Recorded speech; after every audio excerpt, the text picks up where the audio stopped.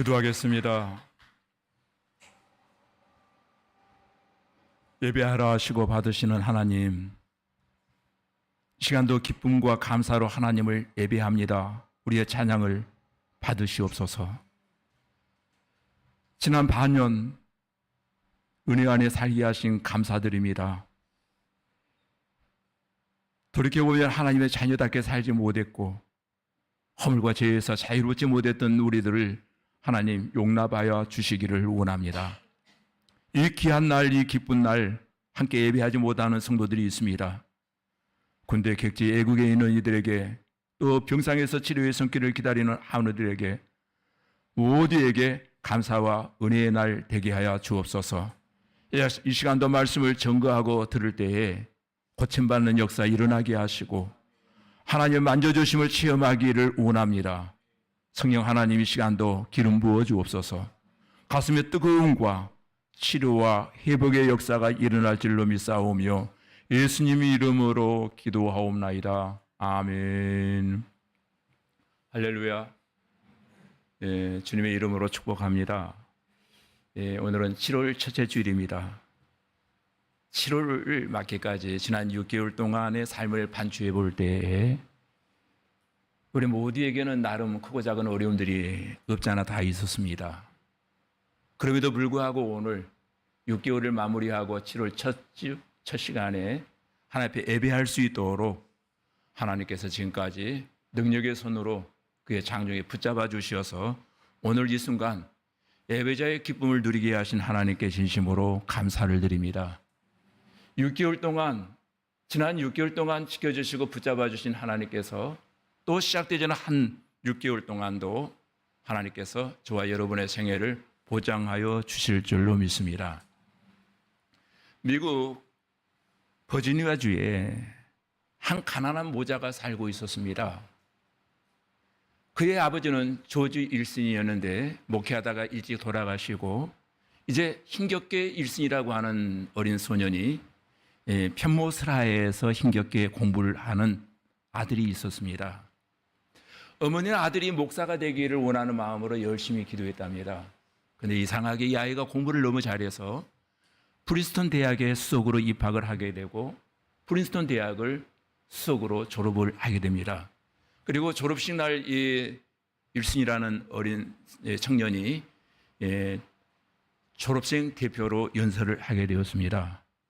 그러나 어머니는 졸업식에 입고 갈 옷이 없어서 아들에게 조금이라도 누가 될까봐 몰래 뒷자리에 숨어서 아들의 졸업식을 지켜보는데 그 많은 회중이 모였음에도 불구하고 아들의 눈에는 어머니가 보이더랍니다.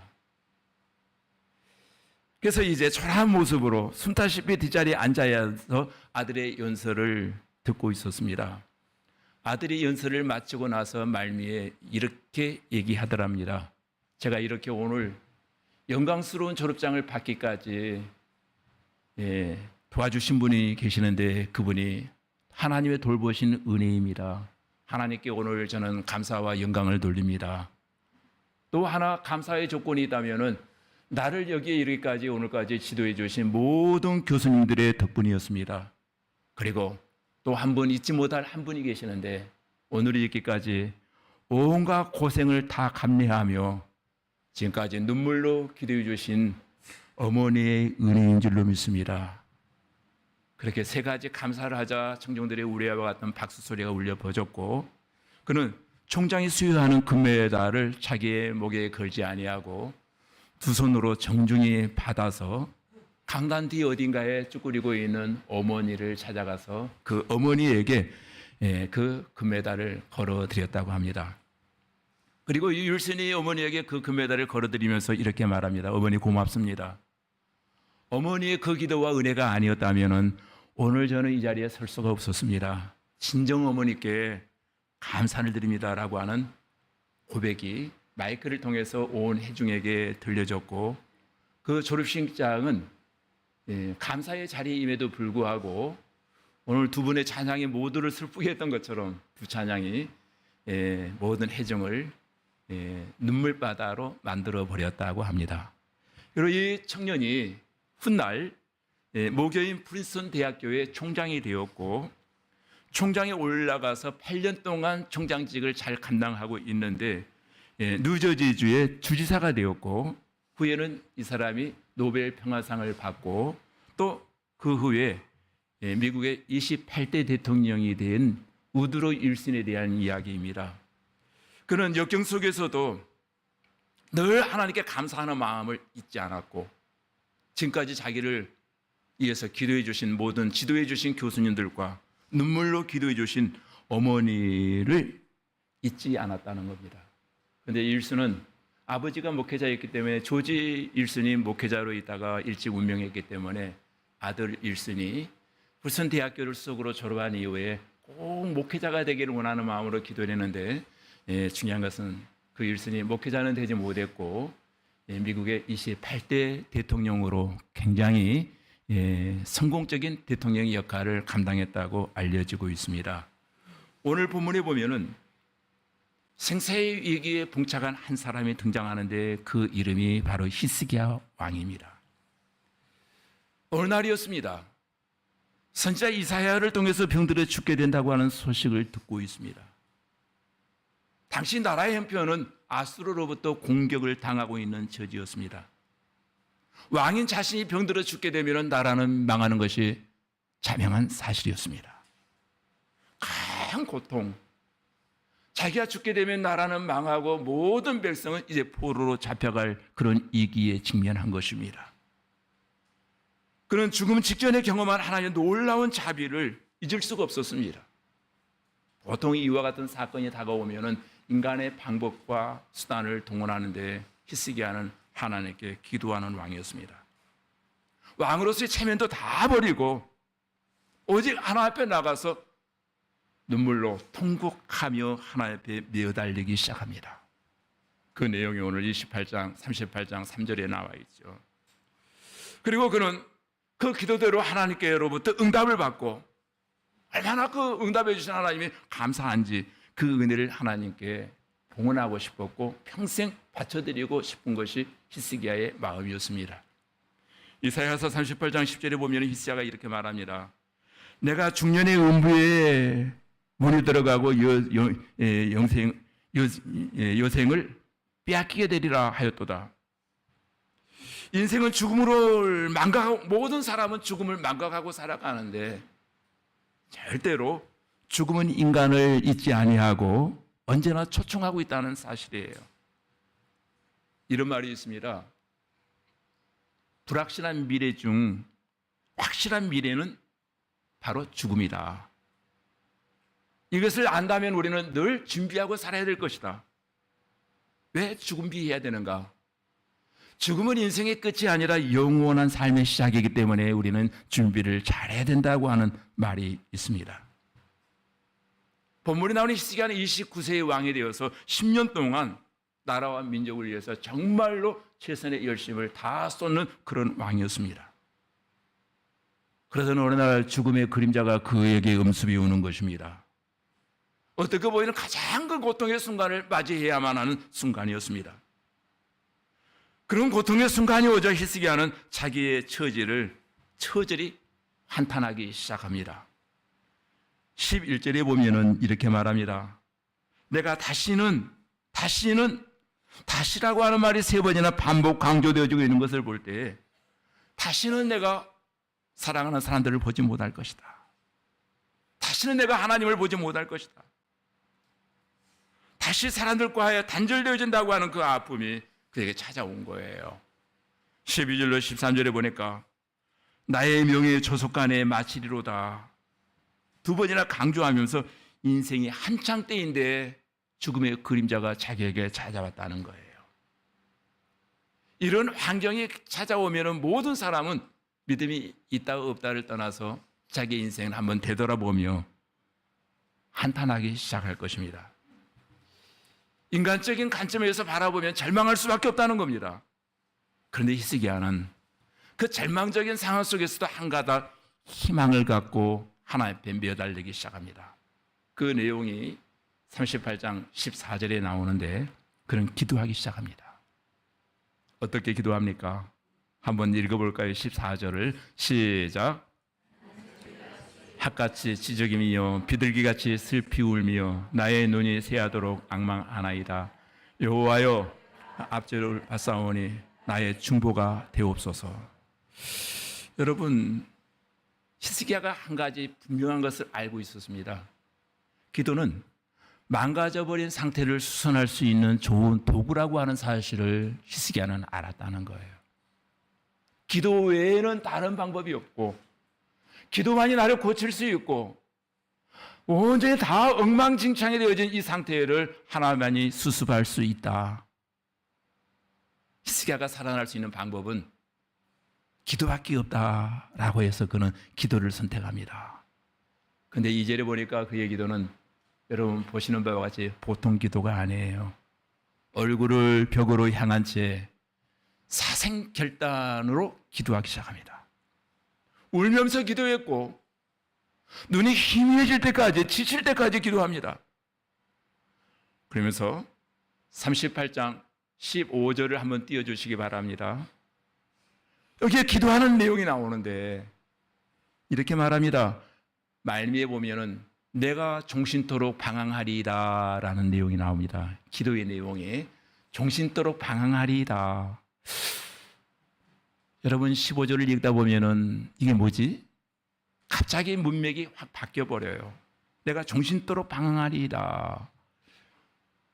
이 말을 여러분 개인적으로 성경을 읽다 보면은 앞뒤 문맥이 이해가 되지 않아서 여러분이 많이 혼돈이 올 거예요. 근데 내가 방황하리이다라고 하는 말을 에데네라고 하는 히브리어를 쓰고 있는데 에데네의 뜻은 한번 넘겨주세요. 부지런히 힘쓰리라는 뜻을 가지고 있습니다.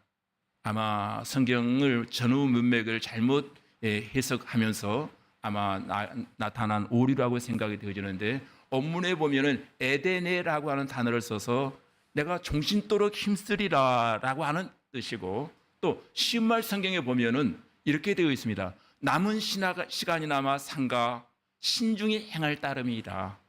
15년간 생명을 연장받고 이제 주어진 남은 시간이 남아 내가 상가 신중히 행할 따름이니이다. 에데네라고 하는 단어는 바로 내가 부지런히 힘쓰겠다. 남은 여생 하나님의 선한 일을 위해서 부지런히 힘쓰겠다라고 하는 고백을 하나님 앞에 하게 되어집니다. 그런데 됐습니다. 5절에 보면 또 이렇게 말합니다. 내가 내 기도를 들었고 내 눈물을 보았노라.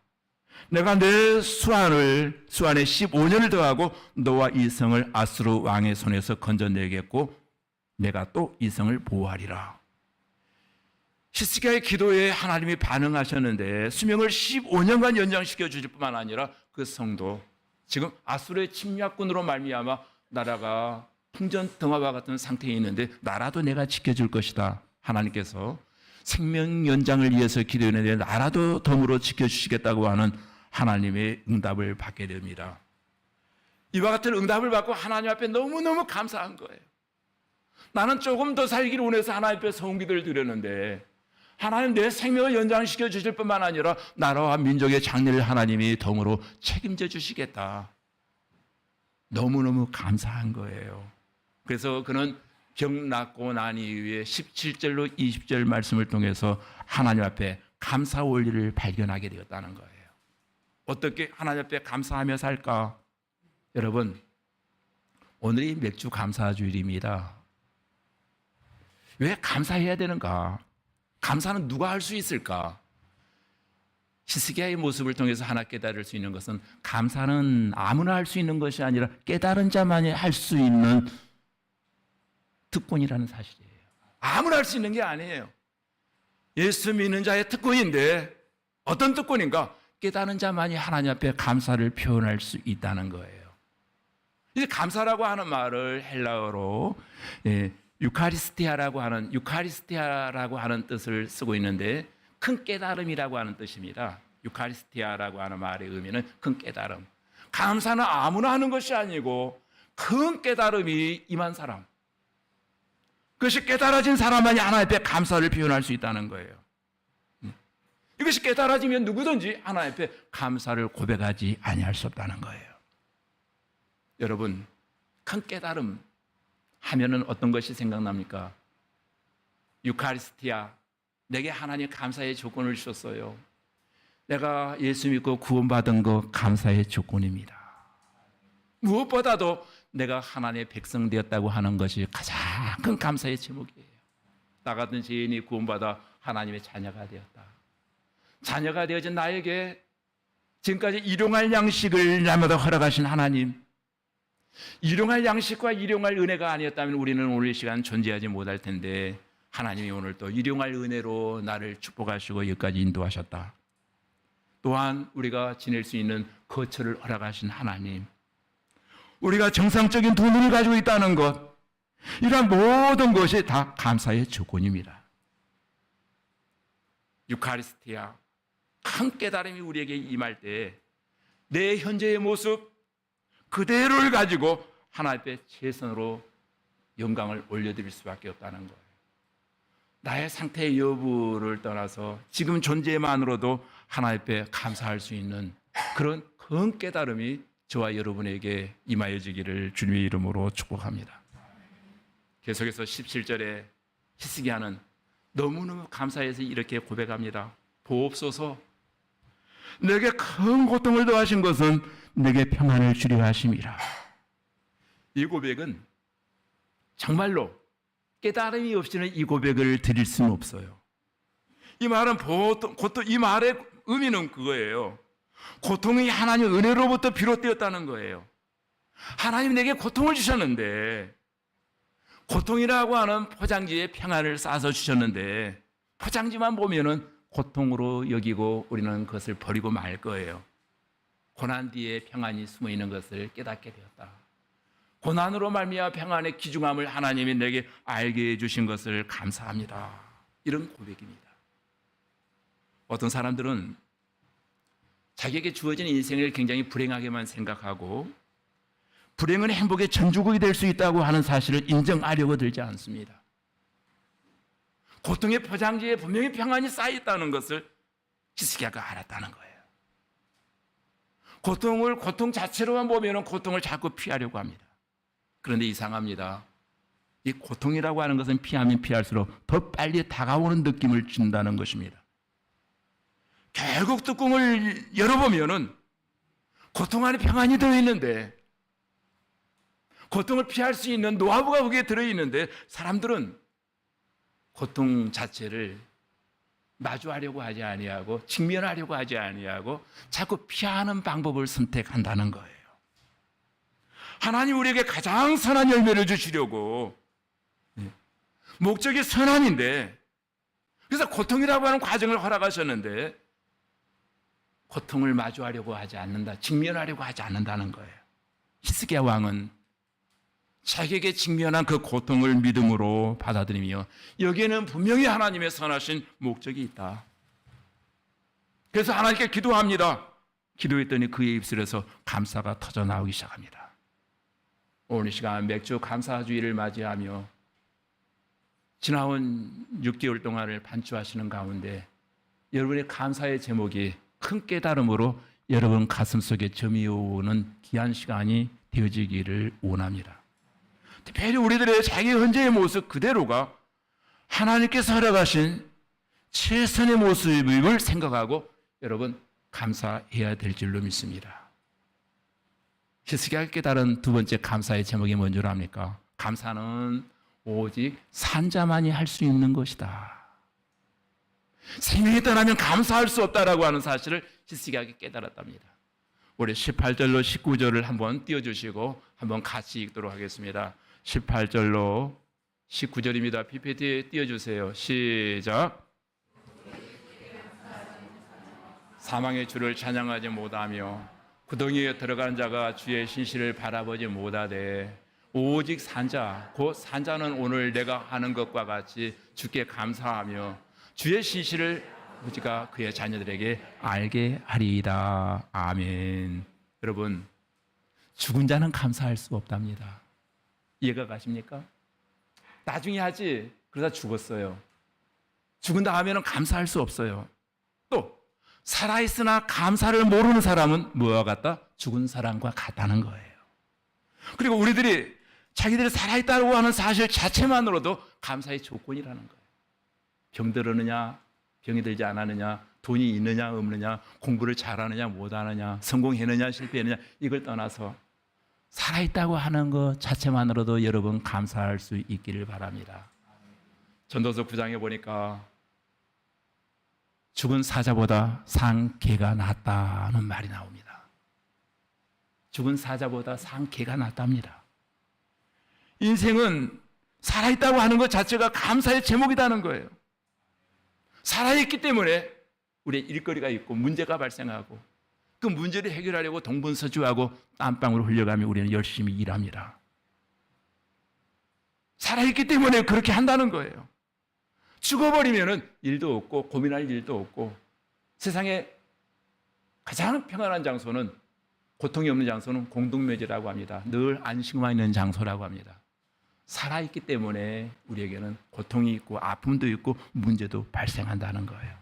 그러니 문제가 발생할 때마다 원망 불평하지 마시고, 아하, 내가 살아있구나, 살아있으니까 문제를 느끼는구나, 할렐루야, 살아있구나, 문제 할렐루야, 내가 살아있구나. 문제를 통해서 여러분 살아있다고 하는 존재를 다시 한번 확인하실 수 있기를 바랍니다. 세 번째, 감사의 법을 다른 사람에게 가르쳐 줘야 된다고 20절 하반절에 말하고 있습니다. 주의 신실을 아비가 그 자녀들에게 알게 하리이다. 부모들은 자녀들에게 꼭 다른 것보다도 감사를 가르치라는 거예요. 감사합니다. 감사합니다. 네.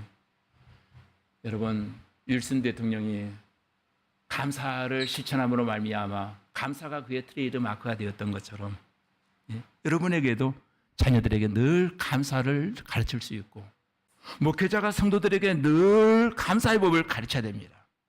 우리 서로가 바라볼 때마다 늘 감사하는 마음으로 서로가 인사하고, 예, 감사를 서로가 표현하기 시작할 때 우리의 공동체는 아름다운 공동체가 되어져 갈 줄로 믿습니다.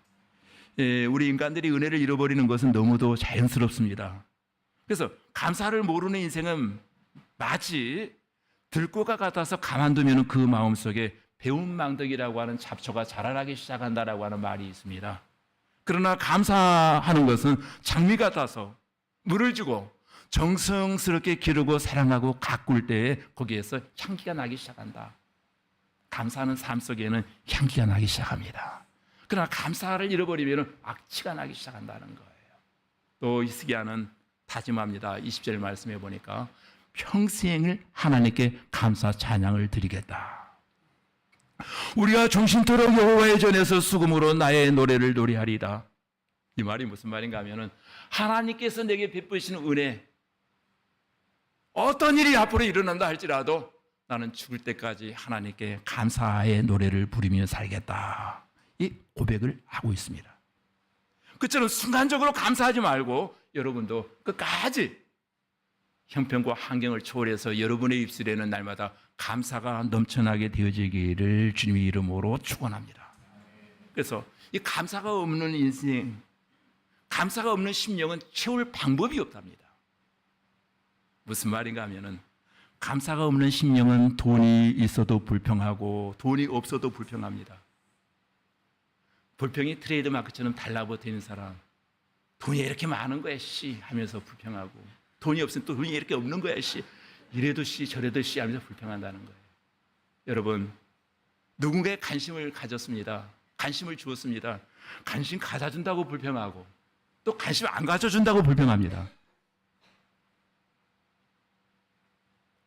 똑같은 물을 먹는데 젖소가 그 물을 먹으면 우유가 나오는데 독사가 그 새벽 이슬을 먹으면 독이 나옵니다.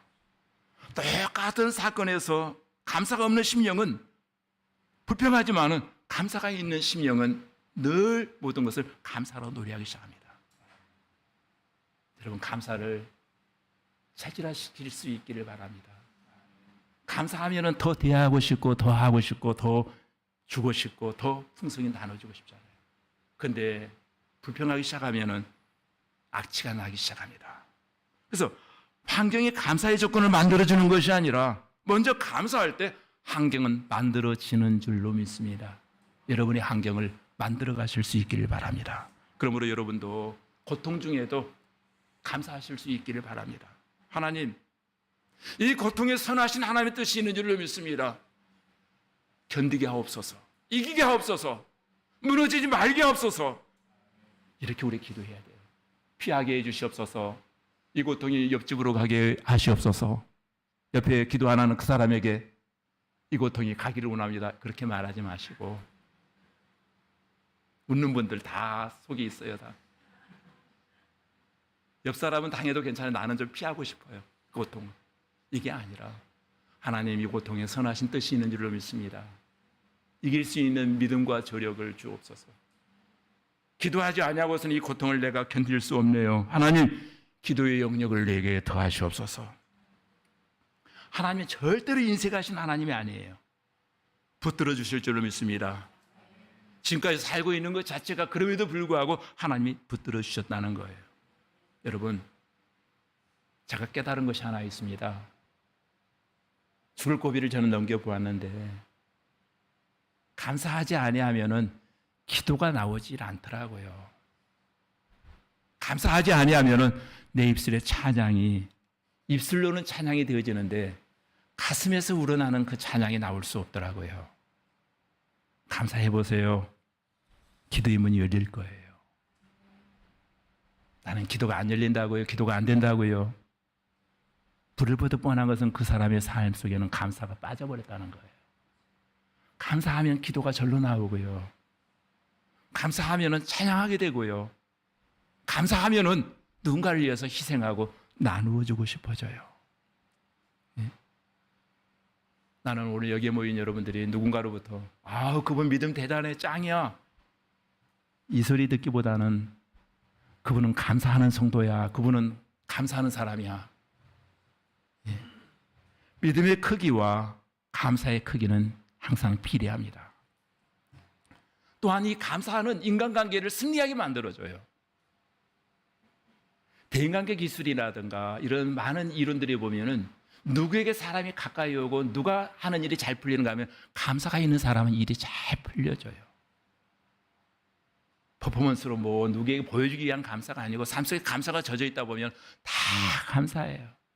내가 무엇이간데 내 인생 하나님 간섭하시고 좋은 사람들을 만나게 하시고 좋은 일들을 만들어 주시는가. 자꾸 감사하다 보면은 좋은 사람들을 만나요. 동반자가 좋은 사람들이에요. 근데 감사하지 않냐고 불평, 원망 자주 하는 사람들은 동반자가 늘 그런 사람만 옆에 끼어요. 마가 낀 것처럼 자꾸 그런 사람만 달라붙어요. 제가 좋아하는 논설이용 가운데 조선일보 전 논설이었던 이규태 씨를 굉장히 좋아합니다. 그분이 쓴 책 가운데 한국인에게 문화는 있는가라고 하는 책을 시리즈로 계속 썼는데 그 시리즈 책을 제가 다 보았던 기억이 납니다. 아주 오래전에. 조선일보 논설위원 이규태 씨는 그렇게 말합니다. 한국인에게 과연 문화는 있는가? 이 말은 우리에게 정신이라고 하는 게 있는가? 일본인에게는 사무라이 정신이 있고 영국인에게는 신사도 정신이 있다는데 우리 한국인에게 과연 우리 후손들에게 물려줄 만한 정신이 있는가? 그러면서 정신은 내가 보지 못했고 한국인의 정신은 내가 발견하지 못했고 한국인들이 가지고 있는 공통적인 병은 하나 발견했다. 그게 어떤 병인가 하면 감사 결핍증에 걸려있다. 한국인은 그렇게 정의를 했습니다. 한국인의 특징은 감사 결핍증에 걸려있다. 어떻게 알 수 있는가? 가게에서 물건을 사가지고 돌아설 때 돌아가는 손님에게 감사합니다라고 하는 말 대신에 꼭 이기적으로 또 오십시오 이렇게 인사한다는 거예요. 다음을 기대하는 마음으로 또 오십시오 한다는 거예요. 그 다음에 아이에게 장난감을 사주면은 5글자 해야 되잖아요. 고맙습니다 해야 되는데 아이들은 아우 신난다. 예, 여러분 우리는 5글자 있죠.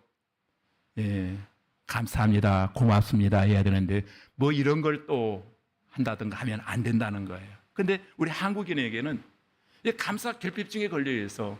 서양인의 언어들을 보면은 50개 가운데 28%가 감사의 언어를 많이 사용하는데 싫어도 노 땡큐 하는데 우리는 완전 인상 쓰면서 반대한다는 거죠. 새 신발을 샀을 때 그분의 이야기입니다. 새 신발을 샀을 때 감사하면서 두 발을 가지고 있다고 하는 것에서는 전혀 감사를 하지 못한다는 거예요. 장갑 새 것을 살 때 굉장히 즐거워하면서도 지금까지 두 손을 여전히 보장해 주신 하나님께 감사하지를 못한다는 거예요. 감사하지 못하면 내가 작아진다는 거예요. 우리말 속담에 그런 말이 있습니다. 한 마리의 새가, 내 손 안에 있는 한 마리의 새가 숲속에서 지저귀는 두 마리의 새보다 낫다는 말이 있습니다. 이유가 뭘까요? 이유가 뭘 것 같습니까? 내가 가지고 있는 것에 감사하라는 거예요. 내가 가지고 있는 직분, 내가 가지고 있는 가정, 내 자녀, 은사, 사명 등 이게 다 사실은 감사의 조건인데 내가 가지고 있는 것은 별 볼일 없는 것 다 비하한다는 거예요. 비교한다는 거예요. 그러다 보면 감사할 수가 없다는 거예요. 그러니 한국인은 모름지기 감사 결핍증에 걸릴 수밖에 없다. 없는 것 자꾸 생각하고 있는 것은 감사하지 않고 사랑받는 것은 생각하지 아니하고 사랑 못 받는 것만 생각하니 인생이 우울해진다는 거예요. 여러분, 믿음이란 모든 조건과 상황을 초월하여 하나님의 일을 하신 일들을 나타내는 겁니다. 인정해드리는 겁니다. 그래서 실패했어도 그것이 하나님의 일이라면, 하나님 안에서 실패했다면 그래도 우리는 거기에 하나님의 뜻이 있는 줄 알고 싱글벙글하면 그 실패를 통해서 하나님의 영광이 드러나는 거예요. 이 원리를 우리는 망각해버린다는 겁니다. 반대로 성공했는데도 불구하고 돈이 있음에도 불구하고 매일 다투고 분쟁하고 싸우고 그 있는 것 때문에 갈등을 매일 빚고 있다면 그분은 그 있는 것을 통해서 하나님의 영광을 가리우는 삶을 살게 된다는 겁니다. 그래서 감사하는 사람에게는 문이 자꾸 열려요. 감사한다고 하는 것은 하나님 되심을 인정하는 거잖아요. 그래서 감사하는 곳엔 기적이 계속 일어나요. 감사할수록 모든 것들이 더 배가 되어지거든요. 근데 어느 날부터 감사보다도 불평이 자꾸 많다 보면 반대 현상이 일어납니다. 여러분, 감사라고 하는 것은 소유의 크기가 아니라 생각의 크기이고 믿음의 크기이거든요. 소유에 비례하는 감사는 소유에 비례한 불평을 낳고, 믿음의 감사는 조건에 매이지 아니한 행복을 만들어내기 시작합니다. 감사는 은혜를 아는 자의 마음의 열매이며 선의를 수용하는 자의 사유 방식입니다. 누군가가 저에게 와서 막 불평을 해요. 그럼 제가 마음속으로 꼭 한마디 합니다. 그분 있을 때 안에 반사. 제가 올까봐 무서워 반사. 그 사람이 돌아간다면 반사. 여러분, 불평하는 사람 앞에서 불평에 동조되지 마시고 반사하십시오. 그리고 여러분은 감사하십시오. 그러면 여러분의 생애는 오늘부터 놀라운 변화가 일어날 줄로 믿습니다. 감사한 것만큼 여러분의 삶은 소유의 사이즈를 떠나서 여유가 있어져요. 주어진 모든 것, 그것이 실패일지라도, 그것이 바닥일지라도 감사해 보세요. 거기에 하나님의 뜻이 있고 그 밑바닥을 통해서 하나님의 영광이 드러난다면 그건 성공이에요. 내가 높이 올라갔어요. 다 가졌어요. 근데 이상하게 만족이 안 되고 불평만 나와요. 그분은 그 성공을 통해서 하나님의 영광을 가리우는 일에 은사로 활용하고 있는 거예요. 그렇게 살지 마시고 오늘부터 여러분 삶 속에 감사가 넘쳐나게 되시기를 주님의 이름으로 축복합니다. 기도하십시다. 하나님 아버지, 변함없이 우리에게 믿음을 주셔서 또 한 번의 맥주절을 맞이합니다. 바라옵건대 지난 6개월 동안도 하나님 지켜주셔서 여기까지 걸어올 수 있도록 하나님 인도하심을 감사하며 다시금 결단합니다. 범사에 감사하며 살게 하여 주시옵소서. 우리의 길을 선한 길로 인도하여 주옵소서. 시간이 지나감에 따라서 우리의 지경을 하나님 확장시켜 주시고 우리의 대적들도 물리쳐 주시옵소서. 우리의 꿈꾸는 교회를 하나님 붙잡아 주시고 우리의 꿈꾸는 교회에 속한 모든 건석들을 하나님 기름 부어 축복하여 주옵소서. 예수님 이름으로 기도하옵나이다. 아멘. 전송가 301장